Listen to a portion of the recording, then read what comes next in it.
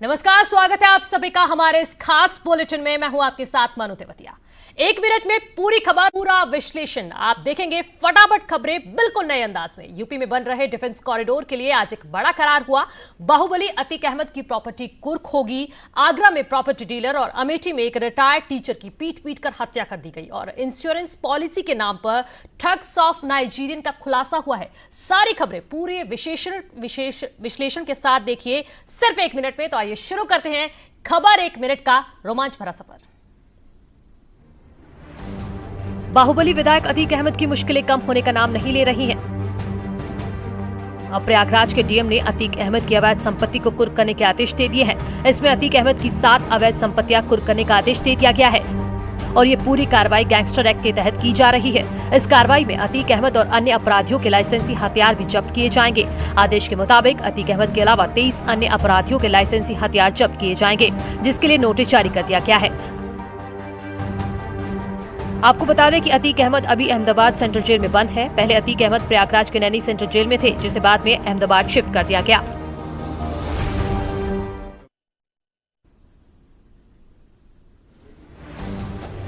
आगरा में दिन दहाड़े एक हरिशंकर नाम के एक प्रॉपर्टी डीलर को गोली मार दी गई, जिससे प्रॉपर्टी डीलर गंभीर रूप से घायल हो गया। जिस प्रॉपर्टी डीलर को गोली मारी गई है, उसके सगे भाई को भी पहले गोली मारी गई थी। पूरा मामला थाना एतमादुल्ला क्षेत्र का है, जहां पर ये प्रॉपर्टी डीलर को गोली मारी गई।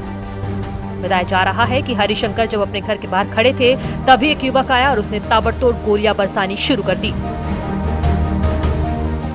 जो पूर्व में आर के भारती प्रोफेसर को जिन लोगों को गोली मारी गई थी, उनके छोटे भाई को 3 गोलियां लगी हैं पैर में और जानकारी भी प्राप्त हो गई जिन लोगों ने मारा है। जो पूर्व में इनके भाई को गोली मारने में जेल गया है अभियुक्त, उसी का भाई है जिसने गोली मारी है, उसकी तलाश की जा रही है। पुलिस के मुताबिक पूरा मामला रंजिशन चला आ रहा है, जिसकी वजह से प्रॉपर्टी डीलर को गोली मारी गई है। फिलहाल हमलावरों की तलाश में पुलिस जुटी हुई है।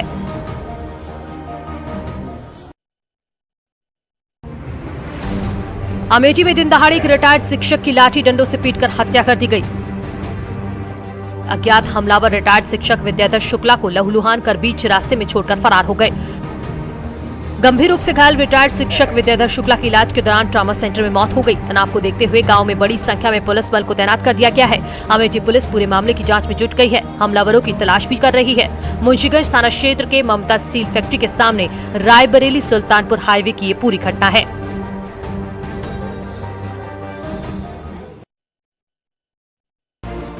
आगरा में पुलिस ने इंटरनेशनल ठगी का खुलासा किया है। इंश्योरेंस पॉलिसी को दोबारा चालू करने के नाम पर ठगों ने लोगों से करोड़ों की ठगी की है। पुलिस ने इस मामले में एक नाइजीरियन नागरिक समेत 4 लोगों को गिरफ्तार किया है। दरअसल आगरा के साइबर सेल में एक रिटायर्ड फौजी ने शिकायत की थी। ये पूरा जो अपराध है वो साइबर क्राइम का अपराध इंडो नाइजीरियन गैंग के द्वारा किया गया था, जिसमें एक नाइजीरियन नागरिक भी शामिल है और उसके अलावा 3 भारतीय मूल के नागरिक हैं।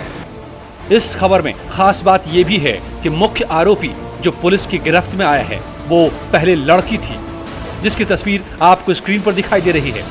इसने अपना लिंग परिवर्तन कराया और फिर लड़का बन गया और इसके बाद गिरोह में शामिल होकर ठगी का धंधा करने लगा।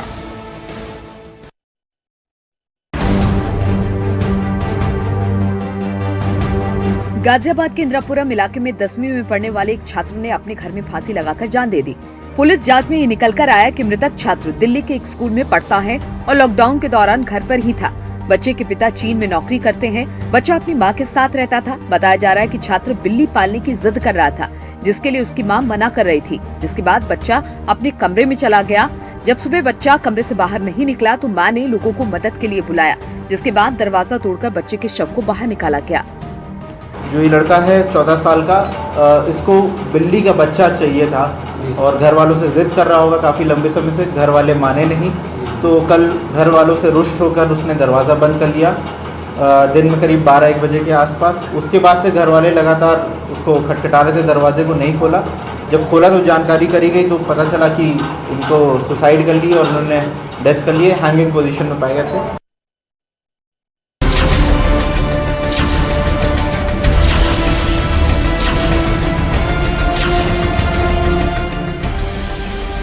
हरदोई की पाली पुलिस ने 25,000 की इनामी महिला अपराधी को गिरफ्तार करते हुए जेल भेजा है।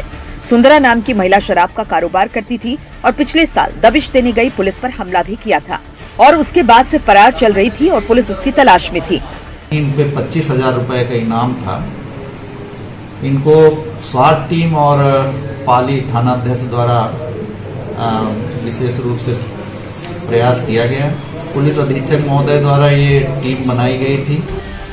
मामले का खुलासा करते हुए अपर पुलिस अधीक्षक पश्चिमी कपिल देव ने कहा कि इन लोगों ने पुलिस पर हमला भी किया था। इस मामले में युवकों और महिलाओं के विरुद्ध शराब बेचने और बनाने का मुकदमा दर्ज किया गया था। बताया गया है कि घर से शराब बरामद हुई थी। इसके बाद उसके खिलाफ कार्रवाई में पुलिस जुट गई थी।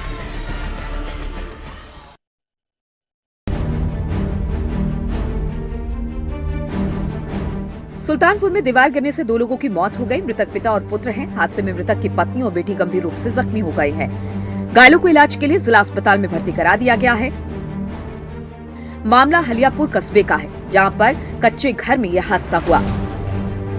लगातार हो रही बारिश के चलते मकान रात में ढह गया, जिससे मलबे में दबकर राम अचल और उसके पुत्र की मौत हो गई, जबकि पत्नी और बेटी आरती गंभीर रूप से घायल हो गए। आनंद फानन में लोगों ने इसकी सूचना पुलिस को दी।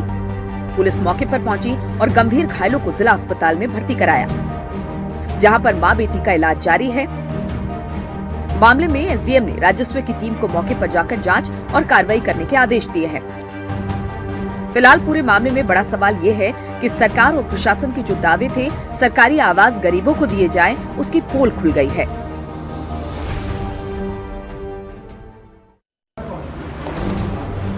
अमेठी पुलिस ने शातिर कछुआ तस्कर को गिरफ्तार कर लिया है। तस्कर के पास से 6 लाख रुपए की कीमत के 502 कछुए बरामद किए गए हैं।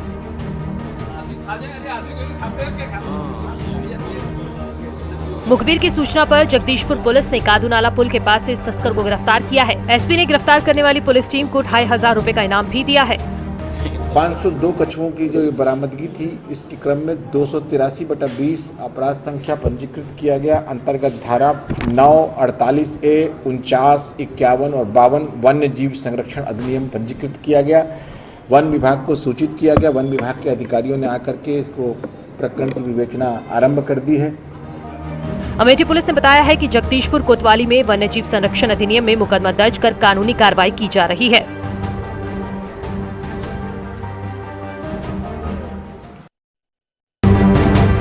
राम जन्मभूमि तीर्थ क्षेत्र ट्रस्ट की तरफ से सोशल मीडिया और ट्विटर अकाउंट पर ट्रस्ट के आधिकारिक बैंक अकाउंट को जारी किया गया। ट्रस्ट के महासचिव चंपत राय की तरफ से लोगों से अपील की गई है कि राम मंदिर निर्माण में सहयोग के लिए श्री राम जन्मभूमि तीर्थ क्षेत्र ट्रस्ट को ही दान करें। ट्रस्ट को दिया गया दान ही राम मंदिर निर्माण में इस्तेमाल होगा। चंपत राय के मुताबिक अनाधिकृत लोग मंदिर के लिए धन का संग्रहण कर रहे हैं। इसी वजह से ट्रस्ट ने अकाउंट नंबर जारी कर इसी अकाउंट में दान देने की अपील का फैसला किया है। बैंक अकाउंट ऑथराइज्ड ट्विटर पर न देने के कारण कई कठिनाइयां लोग अनुभव कर रहे थे, तो रात मैंने वो काम पूरा किया। शेष हम एक विज्ञापन अखबारों में निकालेंगे। ट्रस्ट ने इसके लिए QR कोड भी जारी किया है। इस QR कोड को स्कैन करके कोई भी व्यक्ति सीधे ट्रस्ट के खाते में पैसे दान कर सकता है। इससे लोग ट्रस्ट के नाम पर फ्रॉड बैंक खातों से बच सकते हैं। यूपी सरकार और नौसेना के बीच काफी अहम करार हुआ। रक्षा मंत्री राजनाथ सिंह और सीएम योगी आदित्यनाथ की मौजूदगी में यूपीडा और नौसेना की संस्था naval innovation and indigenisation organisation के बीच ये MOU साइन हुआ। ऑनलाइन हुए करार के बाद सीएम योगी आदित्यनाथ ने रक्षा मंत्री राजनाथ सिंह और पीएम मोदी का आभार जताया। सीएम योगी ने कहा कि रक्षा क्षेत्र में बदलाव आज की जरूरत है। सभी संबंधित पक्षों का एक बार फिर से हृदय से स्वागत करता हूं और विश्वास व्यक्त करता हूं कि उत्तर प्रदेश में हम आत्मनिर्भर भारत के आदरणीय प्रधानमंत्री जी की इस परिकल्पना को और मजबूती के साथ आगे बढ़ाने में सफल होंगे। डिफेंस कॉरिडोर की स्थापना 6 जिलों के 5070 हेक्टेयर क्षेत्रफल में की जा रही है। इस कॉरिडोर का सबसे ज्यादा फायदा बुंदेलखंड को होगा। Bureau report, news 18। लखनऊ में स्थित बहुजन समाज प्रेरणा केंद्र में बहुजन समाज पार्टी की मूर्तियां फिर से लगवाई जा रही हैं। तस्वीरें सामने आने के बाद एक बार फिर से मायावती के मूर्ति प्रेम पर चर्चा शुरू हो गई है। हालांकि बीएसपी नेताओं का कहना है कि ये मूर्तियां नई नहीं हैं, पहले इन्हें हटाया गया था और प्रेरणा स्थल में ही दूसरी जगह लगाया जा रहा है। प्रदेश के मुख्यमंत्री रहने के दौरान ही खुद की मूर्तियां लगवाने को लेकर मायावती की जमकर आलोचना हुई थी। इसके बावजूद नोएडा और लखनऊ में मायावती की मूर्तियां कई जगहों पर लगवाई गयी। लखनऊ के भीमराव अंबेडकर पार्क और बहुजन समाज प्रेरणा स्थल पर मायावती की कई मूर्तियां लगाई गई हैं। प्रेरणा स्थल पर ही नई मूर्तियों ने सबको चौंका दिया है।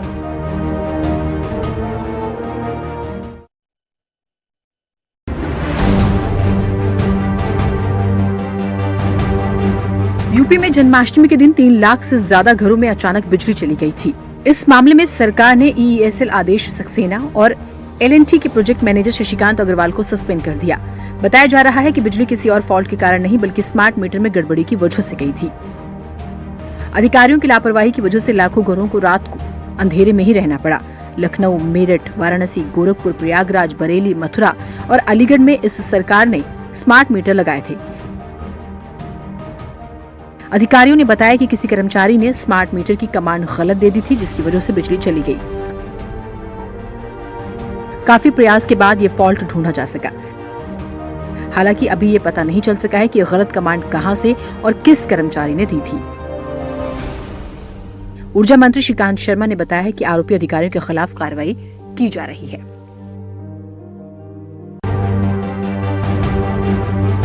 राज्यसभा के एकमात्र सीट से भाजपा ने जयप्रकाश निषाद को प्रत्याशी बनाकर एक बड़ा दांव खेला है। विपक्ष जहां ब्राह्मण राजनीति को केंद्र बना रहा था, वहीं भाजपा ने अति पिछड़ा उम्मीदवार उतारकर उत्तर प्रदेश के साथ साथ बिहार की राजनीति को भी साधने की कोशिश की है। जयप्रकाश निषाद को राज्यसभा में भेज के बीजेपी की जो निगाहें हैं वो 2022 विधानसभा चुनाव पे हैं।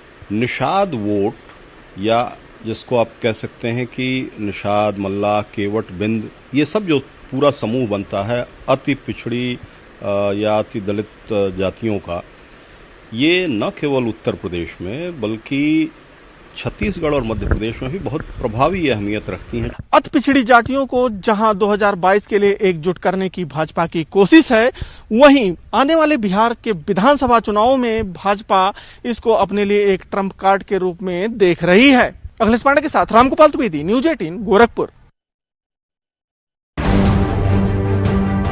महंत नृत्य गोपाल दास जन्माष्टमी के मौके पर मथुरा आए थे, जहां पर उनकी अचानक तबीयत बिगड़ गई। उन्हें सांस लेने में परेशानी हुई, जिसके बाद उन्हें तुरंत ही अस्पताल में भर्ती करा दिया गया। महंत नृत्य गोपाल दास का कोरोना टेस्ट भी कराया गया, उनकी रिपोर्ट पॉजिटिव आई है। इसमें कुछ पॉजिटिविटी की बात है। माननीय मुख्यमंत्री जी ने हर क्षण की वो खबर ले रहे हैं और उन्होंने 3-4 बार फोन करके ये निर्देश दिए हैं कि महाराज जी के बेहतर चेकअप के लिए और बेहतर इलाज के लिए उनको तुरंत मेरांता में शिफ्ट कराया जाए, जो हम लोग व्यवस्था कर रहे हैं। हमारी ALS एम्बुलेंस आ गई है, डॉक्टरों की टीम मजिस्ट्रेट स्पोर्ट के साथ महाराज जी को हम लोग वहाँ पे शिफ्ट करा रहे हैं। सीएम योगी ने भी बेहतर इलाज के लिए मेदांता के डॉक्टर नरेश त्रेहन से बात की है। वहीं प्रयागराज में नरेंद्र गिरी महाराज ने नृत्य गोपाल दास के बेहतर स्वास्थ्य के लिए सुंदरकांड का पाठ शुरू कर दिया है। तो हम जैसे समाचार आप लोगों ने दिया है तो उनका समाचार लेते हैं और हनुमान जी से आज स्वयं जाकर प्रार्थना करूंगा।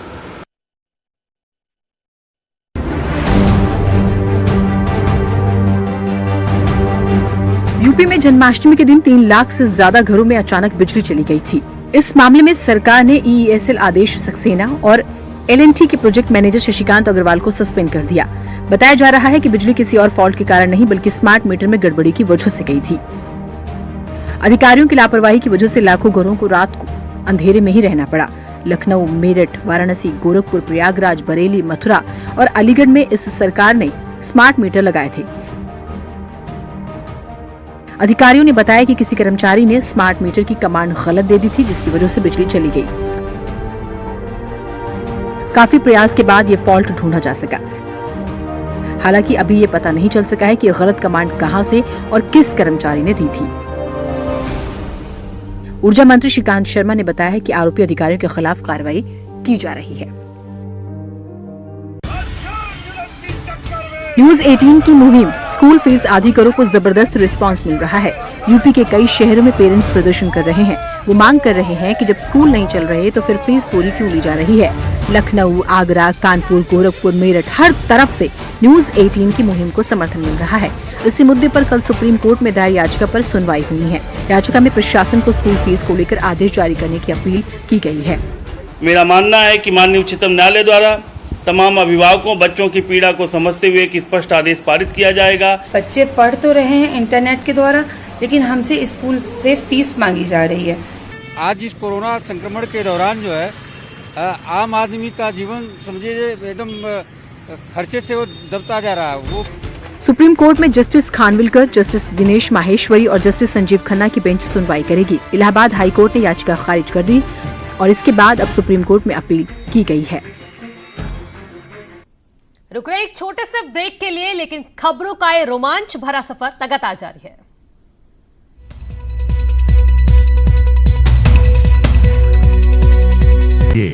या फिर अपना हुनर दिखाइए, वीडियो बनाइए और हम तक पहुंचाइए और घर बैठे बनिए स्टार।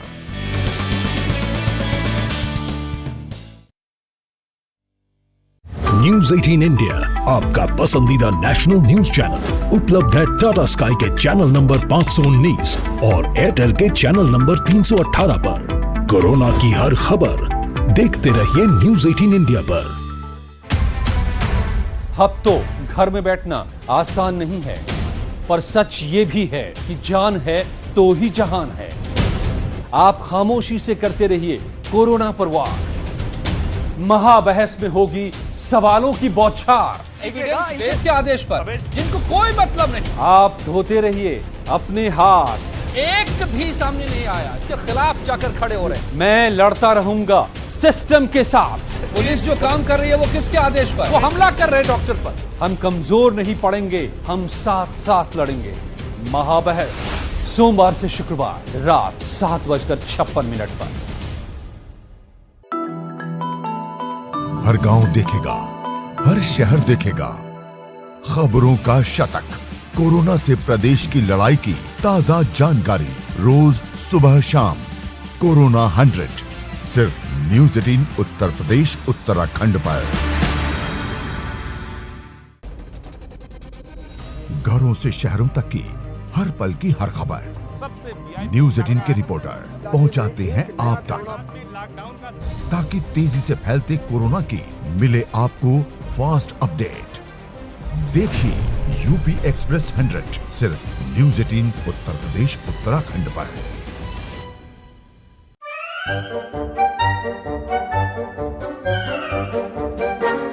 अखबार हुआ ठप, आउटडोर हुआ बेकार, टीवी ही दे रहा है विज्ञापन को तेज रफ्तार। करोड़ों दर्शकों तक न्यूज 18 पहुंचाएगा आपका ऐड। न्यूज 18 की टीम दमदार बनाएगी आपका ऐड शानदार। जल्दी कीजिए, कहीं छूट ना जाए ये सुनहरा मौका। हमें मेल करके उठा लीजिए बड़ा फायदा। ये स्पेशल ऑफर है अगले 15 दिनों तक। साथ ही मिलेगा हमारी वेबसाइट पर प्रमोशन। आज ही मेल करें sales@nw18.com पर। न्यूज 18 इंडिया आपका पसंदीदा नेशनल न्यूज चैनल उपलब्ध है डिश टीवी के चैनल नंबर 663 और D2H के चैनल नंबर 306 पर। कोरोना की हर खबर देखते रहिए न्यूज 18 इंडिया पर। भैया राम राम, नमस्कार। बाहर ना जाना, कुछ बता रहे हैं, कुछ चेता रहे हैं। आपने लॉकडाउन के दौरान देखा कि हम क्या कर रहे हैं। कोरोना काल में लोग एक दूसरे को समझा रहे हैं। बड़े बड़े लोग वीडियो बना रहे हैं। आप गाना जानते हैं तो गाइए या फिर अपना हुनर दिखाइए। वीडियो बनाइए और हम तक पहुंचाइए और घर बैठे बनिए स्टार।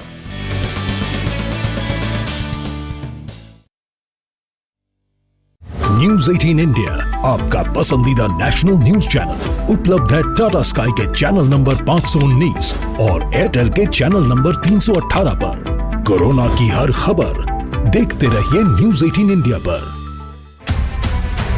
अब तो घर में बैठना आसान नहीं है, पर सच ये भी है कि जान है तो ही जहान है। आप ब्रेक के बाद स्वागत है आप सभी का। चलिए एक बार फिर आपको लिए चलते हैं रोमांच से भरे इस खबरों के सफर पर।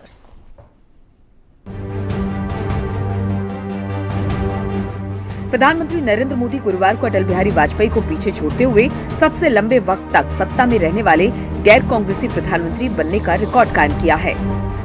वाजपेयी अपने सभी कार्यकालों को मिलाकर 2268 दिनों तक देश के प्रधानमंत्री रहे, जो आज से पहले तक सबसे लंबे वक्त तक सत्ता में रहने वाले गैर कांग्रेसी प्रधानमंत्री थे। गैर कांग्रेसी जितने प्रधानमंत्री हुए हैं उसमें सबसे बड़ा रिकॉर्ड अब तक अटल बिहारी वाजपेयी का था और उसको ये पार करने जा रहे हैं। तो ये एक तरह से चाहे तमाम मील के पत्थर कायम कर रहे हैं, तो उसमें भी एक मील का पत्थर है माना। प्रधानमंत्री मोदी ने गुरुवार को उन्हें इस मामले में पीछे छोड़ दिया। 2014 के लोकसभा चुनाव में नरेंद्र मोदी की अगुवाई में बीजेपी ने ऐतिहासिक जीत हासिल की। उन्होंने 26 मई 2014 को प्रधानमंत्री पद की शपथ ली।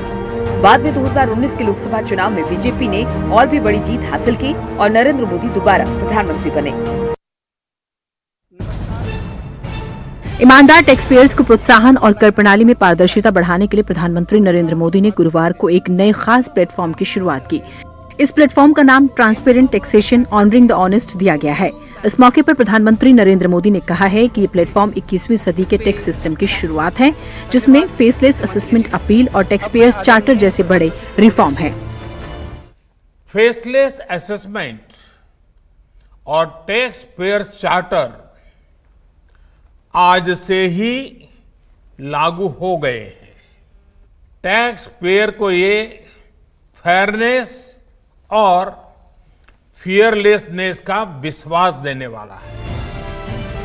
बता दें कि इस नए टैक्स प्लेटफॉर्म के तहत करदाता को faceless assessment, tax payers charter, faceless appeal की सुविधा मिलेगी। साथ ही अब टैक्स देने में आसानी होगी। तकनीक की सहायता से लोगों पर भरोसा जताया जाएगा।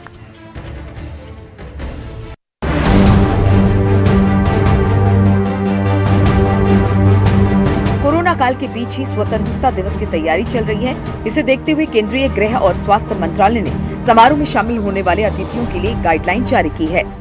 स्वतंत्रता दिवस समारोह को लेकर के गृह मंत्रालय और स्वास्थ्य मंत्रालय की ओर से एडवाइजरी जारी की गई है। एडवाइजरी में साफ तौर पे कहा गया है कि 15 अगस्त के 2 हफ्ते पहले तक किसी भी व्यक्ति को कोरोना के लक्षण पाए गए हो और उनकी रिपोर्ट ना आई हो तो उन्हें ऐसे कार्यक्रम में जाने से बचना चाहिए। इसके साथ ही साथ एडवाइजरी में साफ तौर पे कहा गया है कि कार्यक्रम स्थल पर जाने के लिए सुरक्षा जांच के दौरान सोशल डिस्टेंसिंग का पालन करना चाहिए। इसके साथ ही साथ सिटिंग प्लानिंग के लिए एक अधिकारी की भी नियुक्ति की गई है और अधिकारी के नियम को पालन करना चाहिए। साफ तौर पर यह भी कहा गया है कि जब कार्यक्रम खत्म हो जाए तब सिटिंग प्लानिंग के लिए जो अधिकारी नियुक्त हैं उनके निर्देशन के पालन के अनुसार ही वहां से निकलना चाहिए। कैमरा रमेश रत्नाकर के साथ विनीत कुमार, न्यूज़ 18 दिल्ली। इसी के साथ हमारे इस खास बुलेटिन में इतना ही। आप देखते रहिए न्यूज़ 18 यूपी उत्तराखंड। नमस्कार।